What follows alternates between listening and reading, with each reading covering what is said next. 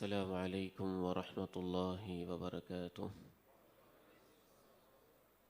الحمد لله نحمده ونستعينه ونستغفره ونعوذ بالله من شرور أنفسنا ومن سيئات أعمالنا. أشهد أن لا إله إلا الله وحده لا شريك له، وأشهد أن محمدًا عبده ورسوله صلى الله عليه وعلى آله وصحبه وسلم. يا أيها الذين آمنوا اتقوا الله حق تقاته ولا تموتن إلا وأنتم مسلمون. يا أيها الناس اتقوا ربكم الذي خلقكم من نفس واحدة وخلق منها زوجها وبث منهما رجالا كثيرا ونساء، واتقوا الله الذي تساءلون به والأرحام إن الله كان عليكم رقيبا. يا أيها الذين آمنوا اتقوا الله وقولوا قولا سديدا يصلح لكم أعمالكم ويغفر لكم ذنوبكم، ومن يطع الله ورسوله فقد فاز فوزا عظيما. اللهم صل على محمد وعلى آل محمد كما صليت على إبراهيم وعلى آل إبراهيم إنك حميد مجيد. اللهم بارك على محمد وعلى آل محمد كما باركت على إبراهيم وعلى آل إبراهيم إنك حميد مجيد. رب اشرح لي صدري ويسر لي أمري واحلل عقدة من لساني يفقهوا قولي. اللهم آت نفسي تقواها وزكها فأنت خير من زكاها، أنت وليها ومولاها. أما بعد، فإن خير الحديث كتاب الله، وخير الهدي هدي محمد صلى الله عليه وسلم، وشر الأمور محدثاتها، وكل محدثة بدعة، وكل بدعة ضلالة، وكل ضلالة في النار. أعوذ بالله السميع العليم من الشيطان الرجيم من همزه ونفخه ونفثه. بسم الله الرحمن الرحيم. سابقوا إلى مغفرة من ربكم وجنة عرضها كعرض السماء والأرض أعدت للذين آمنوا بالله ورسله ذلك فضل الله يؤتيه من يشاء والله ذو الفضل العظيم.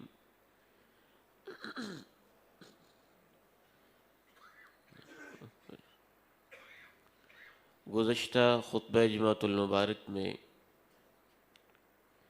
میرا اور آپ کا نیکی کے ساتھ تعلق کس نوعیت کا ہونا چاہیے، اس بارے میں چند گزارشات آپ کے سامنے رکھی تھیں.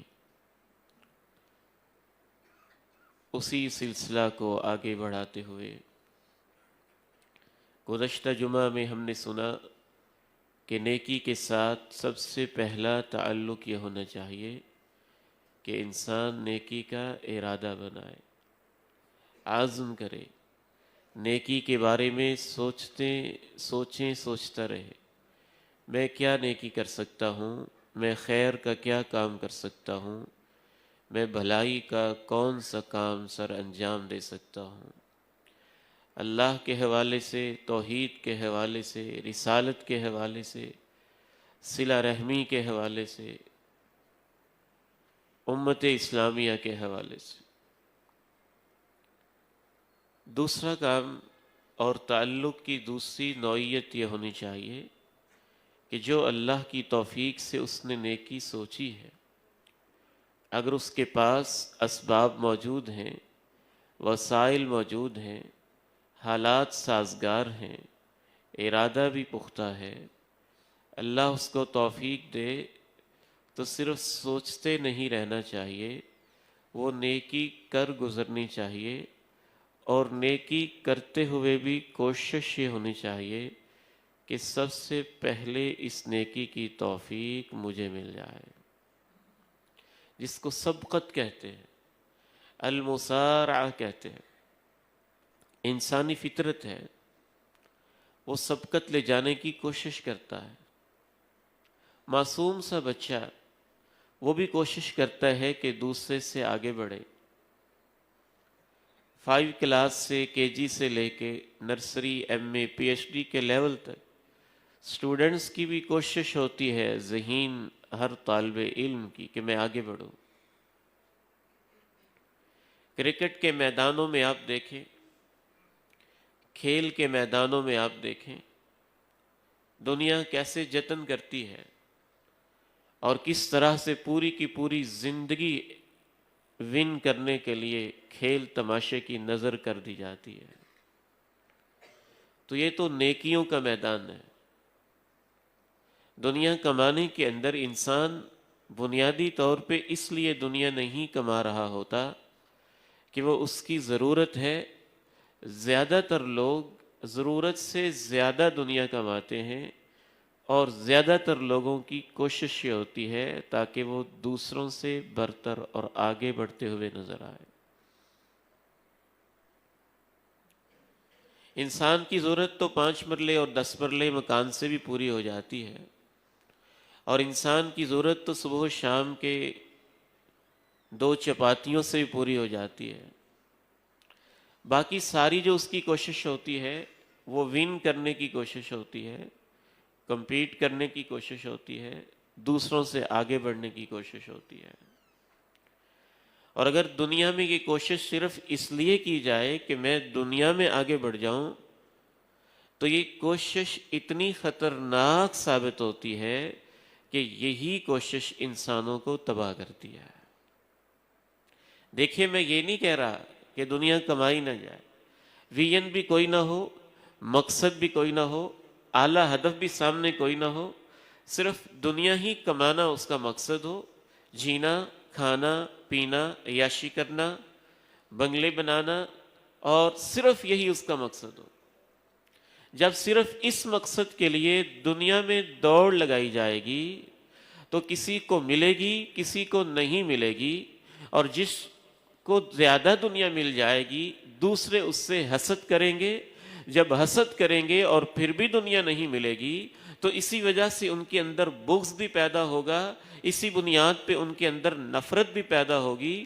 جب بغض اور نفرت جیسے جذبات جنم لے لیں گے پھر اسی وجہ سے ان کے اندر قتل و غارت کا معاملہ بھی ہوگا، اور دنیا کو صرف دنیا کے لیے کمانا اور اسی کے لیے آگے بڑھنے کی کوشش کرنا، کوئی اعلیٰ مقصد انسان کے سامنے نہ ہو، یہ اتنی خطرناک چیز ہے کہ رسول اللہ صلی اللہ علیہ وسلم نے بعض حوالوں سے اپنے صحابہ سے مخاطب ہو کے کہا تھا کہ مجھے اپنی امت کے بارے میں سب سے زیادہ جس چیز کا ڈر لگتا ہے وہ فقر کا نہیں ہے، غربت کا نہیں ہے، مفلسی کا نہیں ہے۔ پاکستان کا مسئلہ فقر و فاقے کا تو نہیں ہے، پاکستان کا مسئلہ مفلسی کا تو نہیں ہے، اس کو تو اللہ نے وہ کچھ دیا ہے شاید جو دنیا کے کسی خطے میں نہ پایا جاتا ہو۔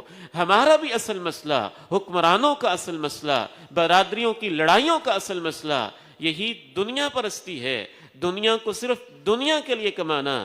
آپ نے فرمایا میں تمہارے بارے میں فقر سے نہیں ڈرتا، اللہ کی قسم ہے میں فقر سے نہیں ڈرتا۔ آپ نے قسم اٹھا کے کہا وَلَكِنْ أَخْشَى، میں یہ ضرور ڈرتا ہوں أَن تُبْسَطَ عَلَيْكُمُ الدُّنْيَا، دنیا کے جو خزانے آج بند ہیں یہ اللہ کی طرف سے کھول دیے جائیں گے، زمین اپنے خزینے اگلے گی، آسمانوں سے طرح طرح کی نئی نئی چیزیں تمہیں ملنا شروع ہو جائیں گی۔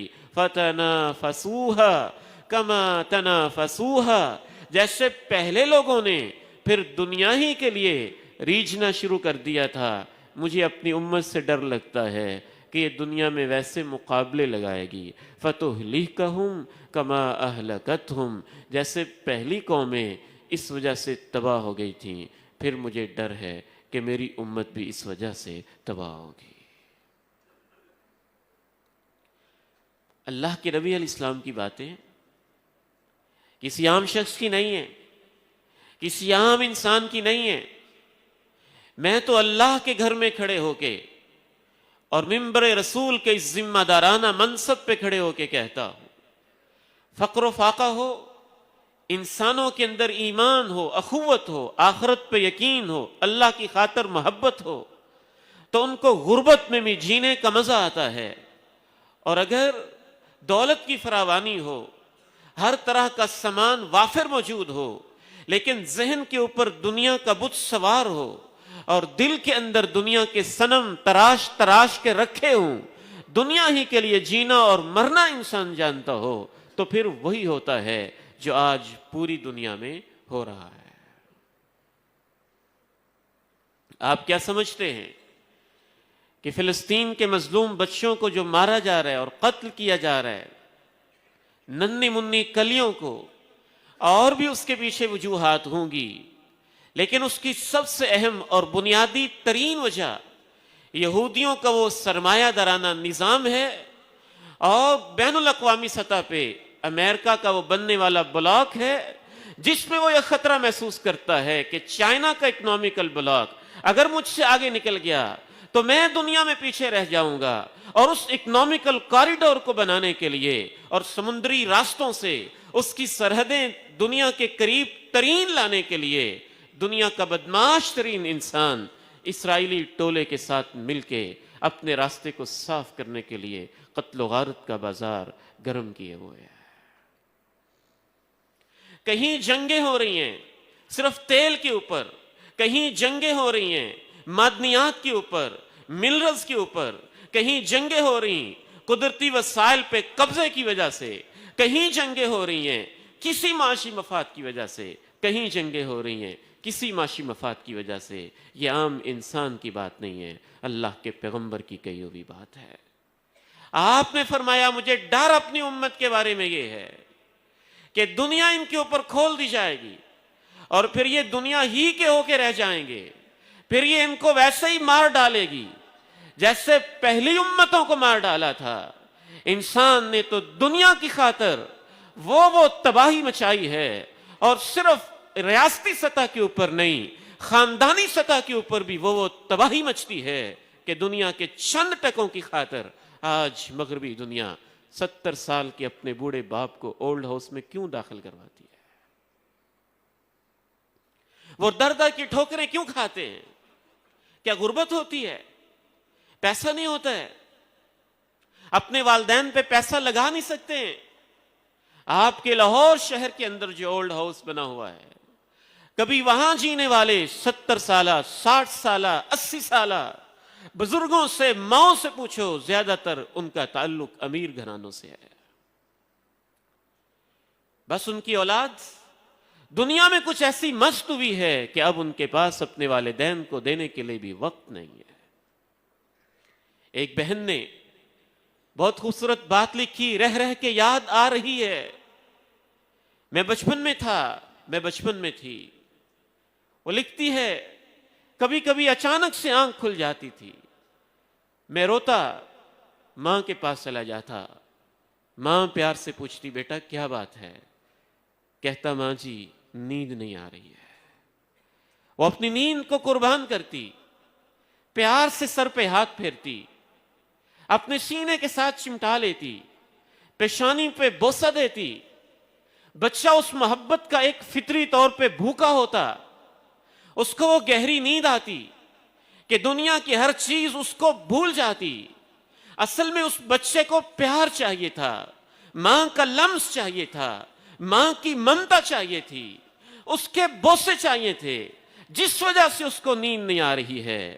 اور جب ہمارے والدین بوڑھے ہو جاتے ہیں تو 70-80 سال کی عمر میں ان کی نیند کا علاج صرف نیند کی گولیوں میں نہیں ہوتا ہے، آپ کے پاؤں دبانے میں ہوتا ہے، آپ کے پاس بیٹھنے میں ہوتا ہے، آپ کے پیار کرنے میں ہوتا ہے، آپ کی اپنائیت اور محبت میں ہوتا ہے. ان کی اداسیوں کا علاج صرف اور صرف اسی چیز میں ہوتا ہے. تو میں عرض کر رہا ہوں کہ دنیا میں انسان جب دنیا ہی کی خاطر کوشش کرتا ہے اور دنیا ہی کو مقصد بناتا ہے، اسی کے لیے دوڑ دھوپ کرتا ہے، تو نتیجہ اس کا بہت کڑوا ہوتا ہے، تہذیبیں تباہ ہوتی ہیں، بین الاقوامی جنگیں بھی ہوتی ہیں، خاندان کی سطح پر بھی انسان تباہ و بربادی کا شکار ہو جاتا ہے، اور خود انسان اندر سے بھی ٹوٹ پھوٹ کا شکار ہو جاتا ہے۔ اس لیے اللہ تعالیٰ نے کوششوں کا ایک اور میدان دیا ہے، مقابلے کا ایک اور میدان دیا ہے۔ جب وہ مقابلے شروع ہو جائیں گے، دنیا کمائی جائے گی، مارکیٹیں ایسے ہی رہیں گی، پلازے ایسے ہی رہیں گے۔ وہ جھوٹ بکتے ہیں جو ہمارے جیسے دین کے فقیروں کے اوپر الزام لگاتے ہیں کہ ہم لوگوں کو دنیا سے بھگاتے ہیں۔ دنیا سے بھگاتے نہیں ہیں، دنیا کی پوجا سے بھگاتے ہیں، دنیا کی پرستش سے بھگاتے ہیں، دنیا کے بارے میں گھٹیا سوچوں سے بھگاتے ہیں، اور اس سے بھگاتے ہیں کہ انسان انسانیت کو بھول جائے اور صرف دنیا کی خاطر دنیا کمائے۔ جب کوششیں اللہ کو راضی کرنے کی ہوں گی تو پھر اللہ کی طرف سے ایسی برکتیں ہوں گی، ایسی برکتیں ہوں گی کہ انسان دنیا کے اندر ہی جنت کا ایک حسن اور جنت کی محبت دیکھنے لگے گا۔ اس لیے نیکی کے بارے میں اللہ نے صرف یہ نہیں کہا نیکی کرو، دو تین قسم کے الفاظ استعمال کیے، وہ میں آپ کو قرآن سے پڑھ کے سنانا چاہتا ہوں تاکہ آپ کو پتہ چلے کہ نیکی کے ساتھ ہمارا دوسرا تعلق کیا ہونا چاہیے۔ وَلِكُلِّ وِجْهَةٌ هُوَ مُوَلِّيهَا فَاسْتَبِقُوا الْخَيْرَاتِ أَيْنَمَا تَكُونُوا يَأْتِ بِكُمُ اللَّهُ جَمِيعًا إِنَّ اللَّهَ عَلَى كُلِّ شَيْءٍ قَدِيرٌ۔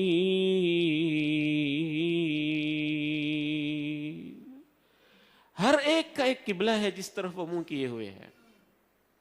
قبلہ تبدیل ہوا، اہل کتاب نے بڑے اعتراض کیے، یہ کیا بات ہوئی، پہلے وہ قبلہ تھا اب یہ قبلہ ہے۔ اللہ تعالیٰ نے کہا ان مذہبی بحثوں کو چھوڑو۔ بعض دفعہ انسان مذہبی بحثوں کے اندر اتنا الجھتا ہے وہ نیکی کو بھول ہی جاتا ہے۔ میں نے کتنے ایسے نوجوان دیکھے ہیں وہ نماز نہیں پڑھتے، یہ مسئلہ ضرور پوچھتے ہیں، ہاتھ یہاں باندھنے ہیں یہاں باندھنے ہیں، آمین اونچی کہنی ہے ایسا کہنی ہے، رفع الیدین کرنا ہے یا نہیں کرنا ہے، آپ ان کو سمجھائیں۔ کئی دفعہ ان سے پوچھا بھئی نماز بھی پڑھتے ہو کہ نہیں؟ نہیں نماز تو میں نہیں پڑھتا، ایک آدھ پڑھ لیتا ہوں۔ بحث کا شوق ہے، اور آج یہی دنیا میں ہو رہا ہے۔ تو وہ ان لوگوں نے بحث شروع کر دی، قبلہ کیوں تبدیل ہوا ہے؟ اللہ نے کہا قبلہ تو ہر امت کا اپنا اپنا رہا ہے، اس امت کا اللہ کے حکم سے تبدیل ہو گیا ہے۔ اب تم اس بحث کو چھوڑو، اصل کرنے کے کام کرو، جو میں نے آخری رسول بھیجا ہے اس پہ ایمان بھی لاؤ، اور جو قبلہ تبدیل ہوا ہے نمازوں میں نیکیوں کے کاموں میں مقابلے بھی کرو، اور ایسے مقابلے کرو کہ سابقہ امتوں کے جو بھی قبلے تھے ان سے آگے نکلنے کی کوشش کرو۔ وَلِكُلِّ وِجْهَةٌ هُوَ مُوَلِّيهَا فَاسْتَبِقُوا الْخَيْرَاتِ أَيْنَمَا تَكُونُوا يَأْتِ بِكُمُ اللَّهُ جَمِيعًا إِنَّ اللَّهَ عَلَى كُلِّ شَيْءٍ قَدِيرٌ۔ فَاسْتَبِقُوا کے لفظ استعمال ہوئے، استباق کا معنی یہ ہوتا ہے دوڑ لگانا۔ ایک اور مقام پہ اللہ نے کہا ایسی دوڑ لگاؤ کہ تمہاری کوشش ہو کہ تم دوسروں سے آگے نکل جاؤ، اور اس سے پہلے اللہ نے یہ بھی بتا دیا جو تم کوشش کر رہے ہو اس کا انجام کیا ہونے والا ہے۔ اعلموا انما الحیات الدنیا لعب ولہو وزینہ وتفاخر بینکم وتکاثر فی الاموال والاولاد كمثل غيث أعجب الكفار نباته ثم يهيج فتراه مصفرا ثم يكون حطاما وفي الآخرة عذاب شديد ومغفرة من الله ورضوان وما الحياة الدنيا إلا متاع الغرور۔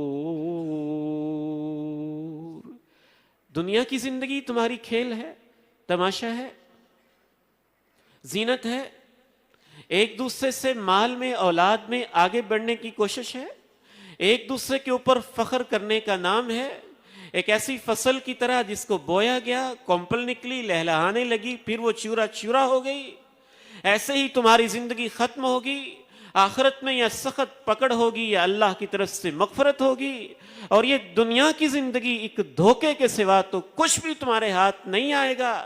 کوششیں ساری زندگی کرو گے، جب آنکھیں بند ہوں گی تو پتہ چلے گا کہ سارا ادھر ہی رہ گیا ہے، تو پھر کوشش کیا کرو؟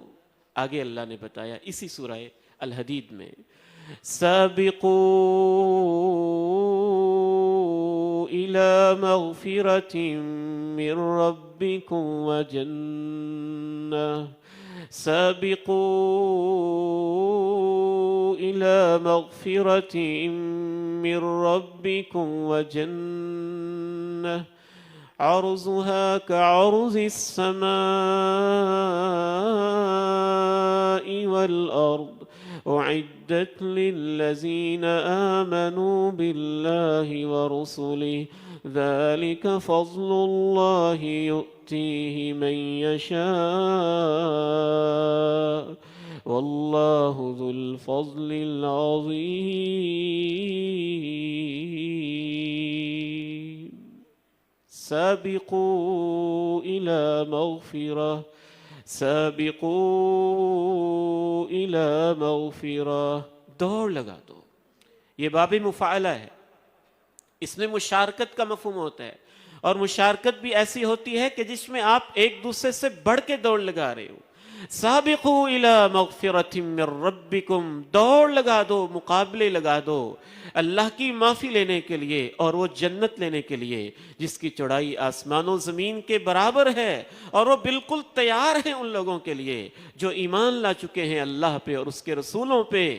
جس کو اس دوڑ کی توفیق مل جائے، یہی تو اللہ کا فضل ہے، اور اللہ تو بڑے ہی فضل والا ہے۔ ہم بہت خوبصورت مکان بنا کے اوپر لکھتے ہیں ذالک فضل اللہ، یہ اللہ کا فضل ہے، ٹھیک ہے وہ بھی اللہ کا فضل ہے، لیکن اصل اللہ کا فضل کیا ہے کہ آپ کو اس مکان میں نیکیوں کی توفیق مل جائے، آپ کو اس مکان کے اندر نیکیوں کی دوڑ مل جائے، آپ کو اس مکان کے اندر رہتے ہوئے اصل مکان مل جائے، اس رہائش کے اندر رہتے ہوئے اصل جنت کی رہائش مل جائے۔ ذالک فضل اللہ یؤتیہ من یشاء، یہ ہے اللہ کا فضل، وہ جسے چاہتا ہے عنایت کرتا ہے، اور اللہ تو بڑے ہی فضل والا ہے۔ اور صحابہ کرام ایسے ہی دوڑ لگاتے تھے۔ مجھے تو سچی بات ہے شرم محسوس ہوتی ہے بعض دفعہ ایسی باتیں کرتے ہوئے، اپنے عمل کو دیکھتے ہیں تو بہت کمزور اپنے آپ کو پاتے ہیں۔ آج میں امام ابن قیم الجوزیہ رحمہ اللہ کی عظیم کتاب طریق الہجرتین پڑھ رہا تھا، اور امام صاحب نے قرآن کی روشنی میں کہا اہل ایمان کی 3 قسمیں ہوتی ہیں۔ کچھ اہل ایمان وہ ہوتے ہیں ظالم لنفسہ، جو اپنے اوپر ظلم کرتے رہتے ہیں۔ کچھ اہل ایمان ہوتے ہیں کبھی نیکیاں کر لیتے ہیں کبھی برائیاں بھی کر لیتے ہیں، دونوں کا تذکرہ کیا، اور آخر میں امام صاحب نے کہا کچھ اہل ایمان وہ ہوتے ہیں جو نیکیوں میں دوڑ لگا رہے ہوتے ہیں، نیکیوں میں مسابقت کا ماحول پیدا کر رہے ہوتے ہیں۔ امام صاحب اتنے عظیم امام پھر اپنی کتاب میں لکھنے لگے ان کے تذکرے ہم کیا کر سکتے ہیں، بس ان کا تو نام ہی لیا جا سکتا ہے تاکہ ہمارے اندر وہ شوق پیدا ہو جائے۔ اللہ کے قرآن نے بھی اہل ایمان کی 3 قسمیں بتائی ہیں، ہم نے دیکھنا ہے ہم کہاں کھڑے ہوئے۔ ثم أورثنا الكتاب الذين اصطفينا من عبادنا فمنهم ظالم لنفسه ومنهم مقتصد ومنهم سابق بالخيرات بإذن الله۔ قرآن کا تذکرہ کیا اللہ نے، آپ کو مخاطب ہو کے اللہ نے کہا اے امت مسلمہ کے لوگو، اے میرے نبی کی جماعت کے لوگو، پھر ہم نے تمہیں چن لیا اور تمہیں آخری کتاب دے دی، اور اس کے لیے ہم نے تمہیں اس کتاب کا وارث بنا دیا۔ فَمِنْهُمْ ظَالِمٌ لِنَفْسِهِ، اب تم میں سے کچھ لوگ وہ ہیں جو اپنی زندگی پہ اپنے اوپر ظلم کیے جا رہے ہیں، اور شریعت کی روشنی میں، قرآن کی اصطلاح میں ظلم بنیادی طور پہ گناہ کو کہا جاتا ہے۔ کچھ تو وہ ہیں جو گناہوں پہ گناہ کیے جا رہے ہیں، ایسی زندگی گزار رہے ہیں۔ وَمِنْهُمْ مُقْتَصِدٌ، اور کچھ وہ ہیں درمیانے سے چلتے ہیں، کوئی 2-4 گناہ کر لیے، 2-4 نیکیاں کر لیں، صبح کو خیر کا کام کر لیا، شام کو نیکی کا کام کر لیا، شام کو نیکی کا کیا، صبح گناہ کا کام کر لیا، ادھر کو ایک سجدہ کر لیا، ادھر جا کے کوئی غلطی کر لی، کچھ یوں زندگی گزار رہے ہیں۔ وَمِنْهُمْ سَابِقٌ بِالْخَيْرَاتِ بِإِذْنِ اللَّهِ، کچھ وہ ہیں جو نیکیوں میں دوڑ لگا کے جلدی سے جلدی سبقت لے جانے کی کوشش کر رہے ہیں۔ یہ اصل مطلوب ہے شریعت کا، کہ انسان نیکیوں میں دوڑ لگائے، صرف نیکی کرے ہی نہ، نیکیوں کے اندر دوڑ لگا دے، سبقت لے جائے۔ اور اللہ تعالیٰ نے اس آیت کو خصوصاً اپنے ذہن میں رکھنا ہے، کس خوبصورت انداز میں اللہ نے توجہ دلائی۔ وَلِكُلٍّ وِجْهَةٌ هُوَ مُوَلِّيهَا فَاسْتَبِقُوا الْخَيْرَاتِ أَيْنَمَا تَكُونُوا يَأْتِ بِكُمُ اللَّهُ جَمِيعًا إِنَّ اللَّهَ عَلَى كُلِّ شَيْءٍ قَدِيرٌ۔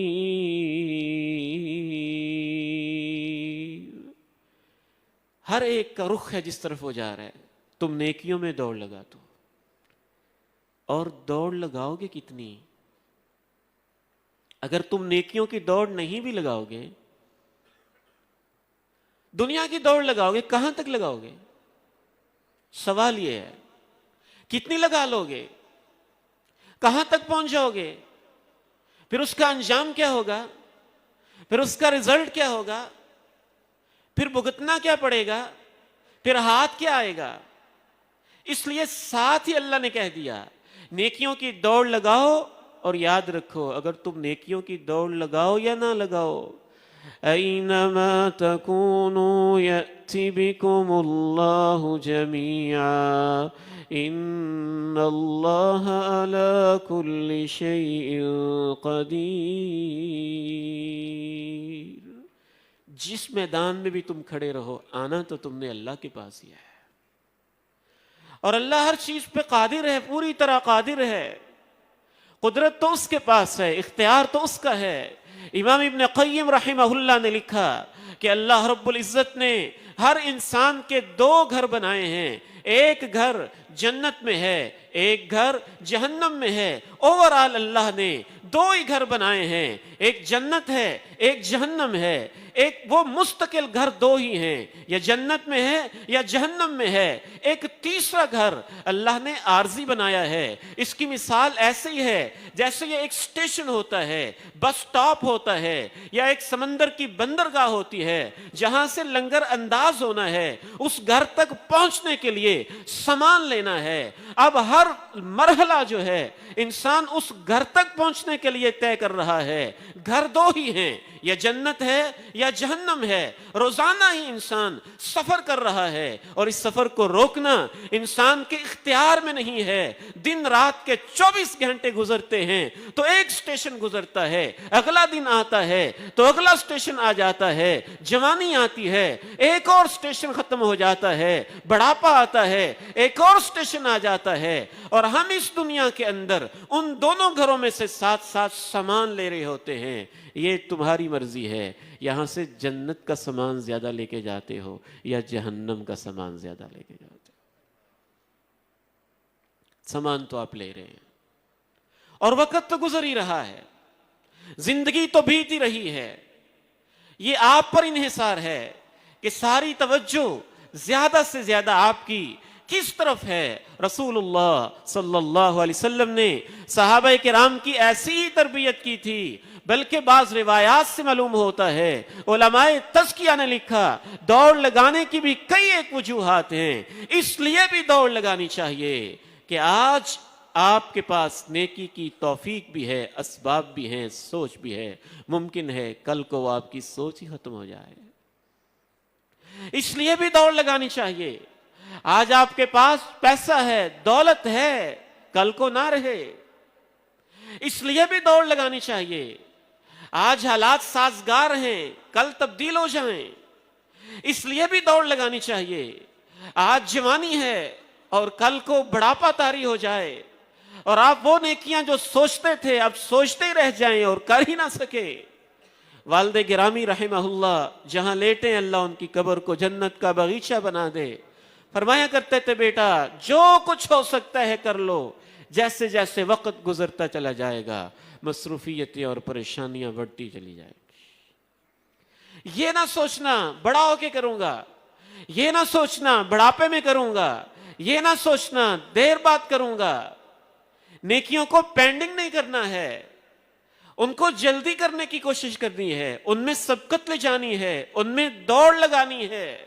یہ بھی ممکن ہے، اس لیے بھی دوڑ لگانا ضروری ہے. آج آپ حالت صحت میں ہیں، اپنی مرضی سے، اپنی طاقت سے، اپنی ہمت سے وضو کرنا بھی کتنی اللہ کی نعمت ہے، اس کے سامنے رکوع کرنا بھی کتنا اس کا انعام ہے، اس کے سامنے سجدہ ریز ہو جانا بھی کتنا اس کا احسان ہے، اس کا ذکر کر لینا بھی کتنی بڑی اس کی نعمت ہے.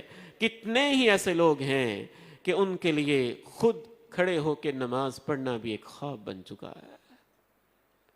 سجدہ کرنا ان کی زندگی کی سب سے بڑی خواہش بن چکی ہے. اپنے بستر سے اٹھ کے چلے جانا مسجد کی طرف ان کی زندگی کی ایسی تمنا ہے کہ وہ اس کے لیے سب کچھ قربان کرنے کے لیے تیار بیٹھے ہیں. مہینوں ہو گئے ان کو انتظار میں کہ جیسے میں پہلے جمعہ پڑھتا تھا مجھے صحت ملے میں ویسے جمعہ پڑھنے جاؤں، جیسے میں پہلے اپنے پاؤں پہ چل کے نیکی کے کام کرتا تھا ویسے میں کر پاؤں.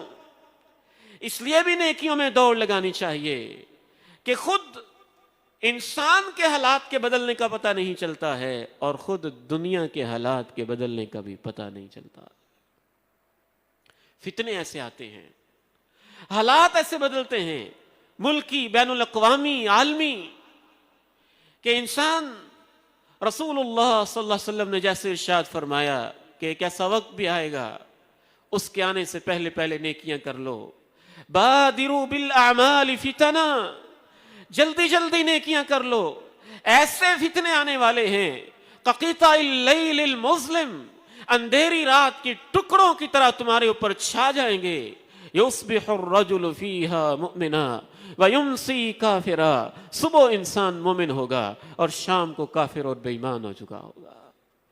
یبیع عرضہ ودینہ، وہ اپنے دین کو بیچ رہا ہوگا بعرض من الدنیا، دنیا کے چند ٹکوں کی خاطر، دنیا کے چند ٹکوں کی خاطر.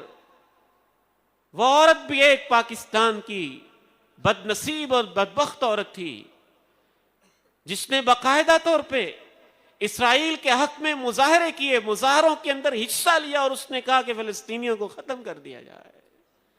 چند ٹکے، چند پیسے، کسی ملک کی نیشنلٹی، اور اس کے لیے سب کچھ ایمان اور ضمیر اور انسانیت اور سب کچھ بیچ ڈالا.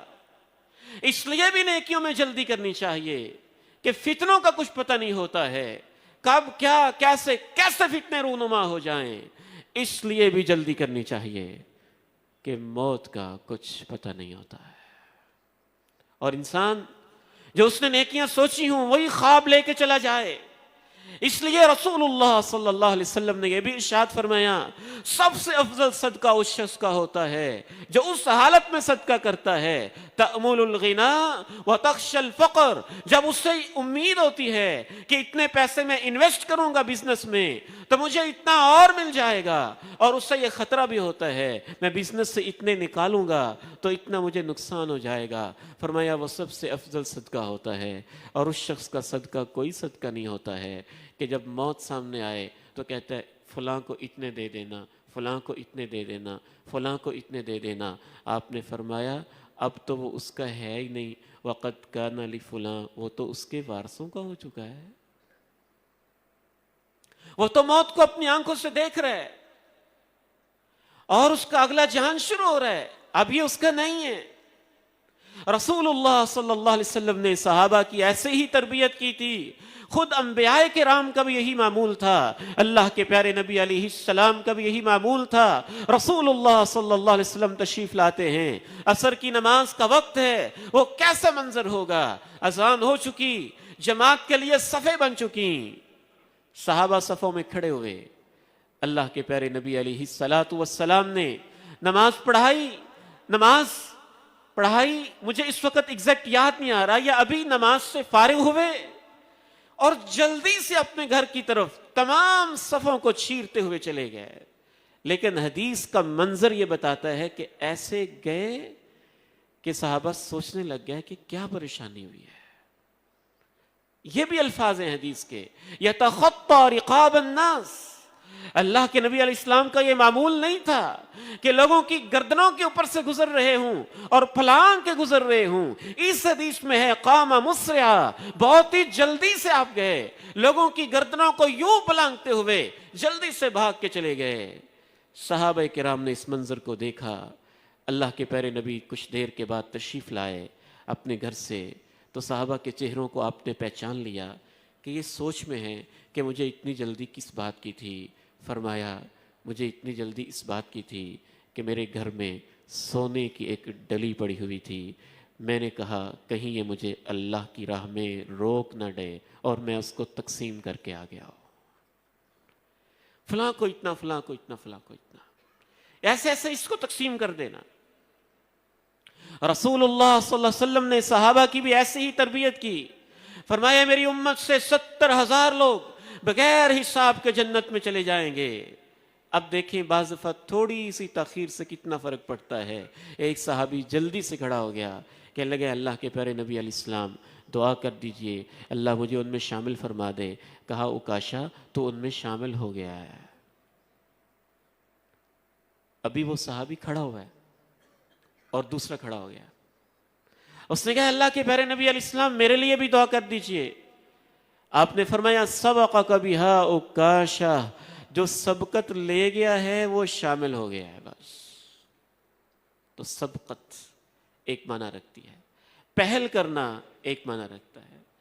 وَلِكُلٍّ وِجْهَةٌ هُوَ مُوَلِّيهَا فَاسْتَبِقُوا الْخَيْرَاتِ أَيْنَمَا تَكُونُوا يَأْتِ بِكُمُ اللَّهُ جَمِيعًا إِنَّ اللَّهَ عَلَى كُلِّ شَيْءٍ قَدِيرٌ.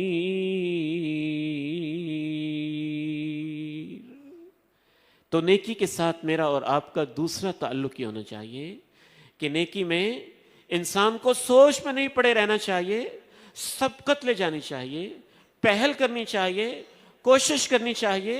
جو انسان نیکی کر سکتا ہے کر گزرے اور آخری حد تک کوشش کرنی چاہیے. اس حدیث کو پڑھ کے تو میں بہت دیر تک اس پہ غور کرتا رہا. آپ علیہ السلام کی ایک حدیث سے یہ معلوم ہوتا ہے, انسان دیکھ رہا ہو کہ قیامت قائم ہو رہی ہے, زلزلہ برپا ہو رہا ہے, آسمان شک ہو رہا ہے, قیامت کی علامات بڑی بڑی پوری ہو چکی ہیں, اور اس وقت بھی اس کے ہاتھ میں ایک درخت کا بیج ہو یا پودا ہو ننھا سا. رسول اللہ صلی اللہ علیہ وسلم ارشاد فرماتے ہیں ان استطاع ان یغرسها فلیغرسها. قیامت قائم ہوتے ہوئے کوئی اپنی آنکھوں سے دیکھ بھی رہا ہو اور اس کے ہاتھ میں پودا ہو جو وہ زمین میں لگا سکتا ہو, تو پھر بھی انتظار نہ کرے کہ اب کیا کرنی ہے نیکی. آپ نے ارشاد فرمایا وہ پودا لگا دے, لگا دے وہ پودا. اس کی نیت رب کے ساتھ ہے, اس کا معاملہ رب کے ساتھ ہے. حالانکہ وہ دیکھ رہا ہے کہ قیامت تو قائم ہو رہی ہے اور عجیب دہشت اور وحشت دنیا کے اوپر پھیل چکی ہے, پھر بھی آپ نے ارشاد فرمایا اس کے ہاتھ میں پودا ہو لگا ڈالے. ایک اور حدیث آپ کے سامنے رکھتا ہوں, آپ کو اندازہ ہوگا کہ نیکی میں سبقت کیا معنی رکھتی ہے. رسول اللہ صلی اللہ علیہ وسلم نے اعلان کر دیا اللہ کی راہ میں انفاق کا, جناب عمر رضی اللہ تعالیٰ عنہ دل ہی دل میں سوچتے ہیں الیوم اسبق ابا بکر، آج میں ابو بکر سے سبقت لے جاؤں گا. سبقت، پہل، آگے نکلنا، نیکی میں، خیر کے کام میں. گئے، گھر کا سامان دو حصوں میں تقسیم کیا، آدھا گھر میں رہنے دیا، آدھا اللہ کے پیارے نبی کے قدموں میں ڈھیر کر دیا. پوچھا عمر کیا لے کے آئے ہو؟ کہا آدھا لے کے آیا ہوں. جناب صدیق آئے، پوچھا صدیق تم کیا لے کے آئے ہو؟ کہا اللہ کے پیارے نبی سارا کچھ لا کے آپ کے قدموں میں رکھ دیا. وَلِكُلٍّ وِجْهَةٌ هُوَ مُوَلِّيهَا فَاسْتَبِقُوا الْخَيْرَاتِ أَيْنَمَا تَكُونُوا يَأْتِ بِكُمُ اللَّهُ جَمِيعًا إِنَّ اللَّهَ عَلَى كُلِّ شَيْءٍ قَدِيرٌ. آخری ایک آیت سنا کے میں آپ سے اجازت چاہوں گا. 4 نیکیوں کا خصوصاً اللہ نے کہا یہ بہت جلدی کرو، اور ان کا نام لیا اللہ نے، اور اس کے لیے سبقت کے الفاظ اس آیت میں تھے، اس آیت کے اندر جلدی کے الفاظ استعمال ہوئے. اتنی جلدی کہ تمہاری کوشش ہو کہ دوسرے سے پہلے میں یہ کام کروں. سارعوا إلى مغفرة من ربكم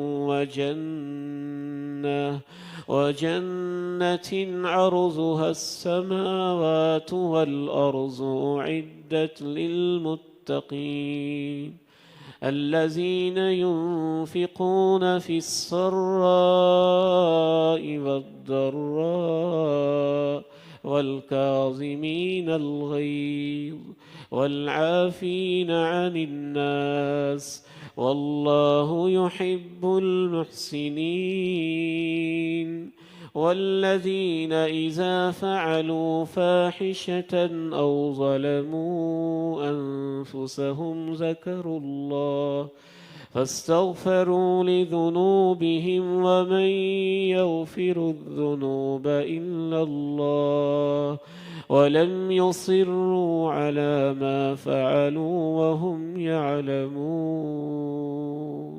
جلدی کرو اللہ کی معافی کے لیے، اس جنت کے لیے جس کی چوڑائی میں آسمان و زمین سما جائیں گے، اور وہ متقین کے لیے تیار ہے.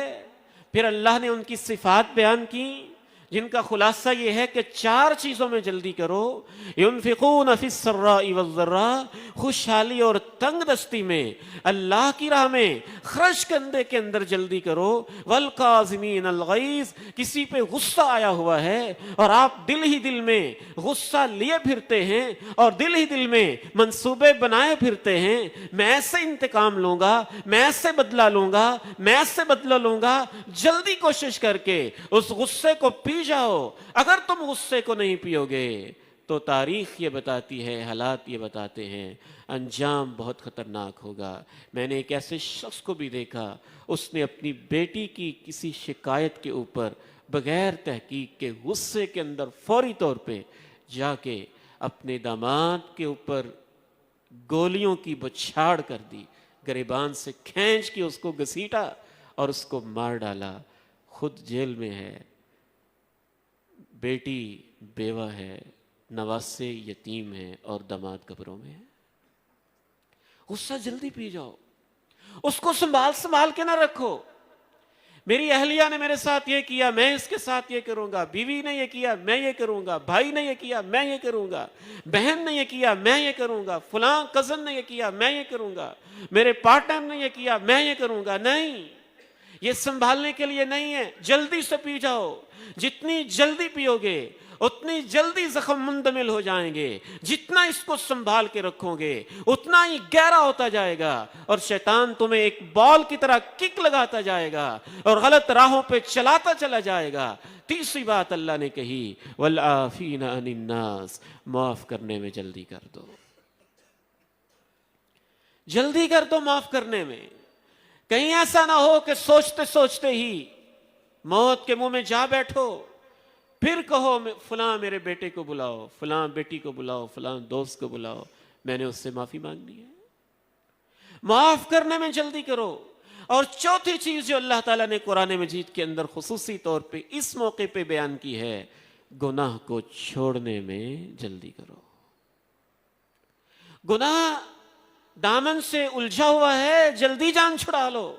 جتنی جلدی چھڑاؤ گے اتنے ہی بچ پاؤ گے، اتنے ہی اللہ کے قریب ہو جاؤ گے۔ اور اس لیے بھی جلدی کرنی چاہیے۔ امام ابن قیم رحمہ اللہ نے کہا ویسی جلدی کرنی چاہیے جیسے کوئی بہت ہی اداس ہو، بہت ہی اداس ہو اور اپنی ماں سے جلدی ملنا چاہتا ہو، اپنے باپ سے جلدی ملنا چاہتا ہو۔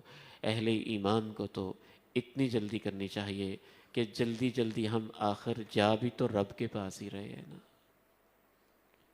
اور اس کے لیے اتنی جلدی نیکیاں کر لیں کہ وہ ہمارا استقبال کرے، فرشتے ہمیں سلام پیش کریں اور ہمیشہ کی جنتوں کا ہمیں وارث بنا دے۔ اور اللہ نے بھی تو یہی کہا، یہی الفاظ کہے اللہ نے، صرف یہ نہیں کہا جلدی کر لو۔ سابقوا إلى مغفرة من ربكم وجنة عرضها كعرض السماء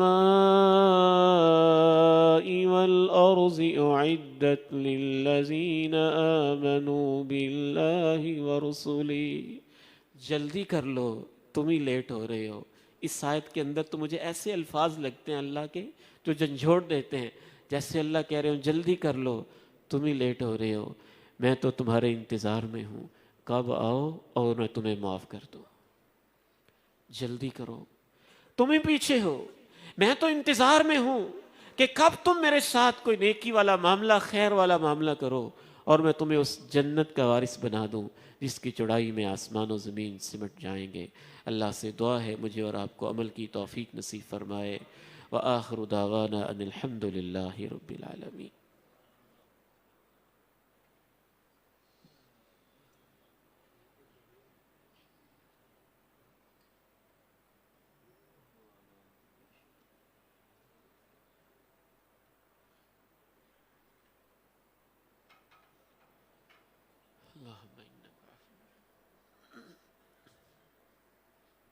الحمد لله، الحمد لله نحمده ونستعينه ونستغفره ونعوذ بالله من شرور أنفسنا ومن سيئات أعمالنا، أشهد أن لا إله إلا الله وحده لا شريك له، وأشهد أن محمدًا عبده ورسوله، صلى الله عليه وعلى آله وصحبه وسلم۔ اللهم صل على محمد وعلى آل محمد كما صليت على إبراهيم وعلى آل إبراهيم إنك حميد مجيد۔ اللهم بارك على محمد وعلى آل محمد كما باركت على إبراهيم وعلى آل إبراهيم إنك حميد مجيد۔ ربنا ظلمنا أنفسنا وإن لم تغفر لنا وترحمنا لنكونن من الخاسرين۔ ربنا آتنا في الدنيا حسنة وفي الآخرة حسنة وقنا عذاب النار۔ ربنا هب لنا من أزواجنا وذرياتنا قرة أعين واجعلنا للمتقين إماما۔ اللهم انصر إخواننا المظلومين في فلسطين، اللهم انصرهم نصرا عزيزا وافتح لهم فتحا مبينا۔ اللهم انصر إخواننا المجاهدين في فلسطين، اللهم انصرهم نصرا عزيزا وافتح لهم فتحا مبينا۔ اللهم أنزلا سكينة عليهم وثبتا أقدامهم۔ اللهم أهلك الظالمين بالظالمين، أهلك الظالمين بالظالمين۔ اللهم عليك باليهود والهنود والطغاة والصليبيين أجمعين.